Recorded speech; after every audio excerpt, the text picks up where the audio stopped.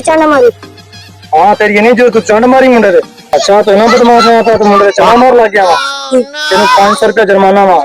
इन्हें पर 500 रुपया जुर्माना पा रहे तो खिलाफ होगा। सरदार साहब मैंने 2 मिनट दो, मैं उन्हें 500 रुपया करो लेके आ जाते हैं। चलो ठीक है तो 2 मिनट देते हैं, जल्दी आओ वापस, छेती आ।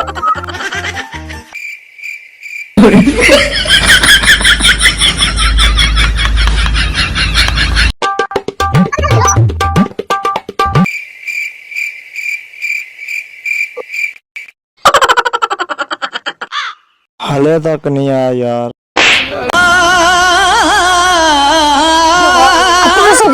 जिन्होंने को 500 रुपया ला ली।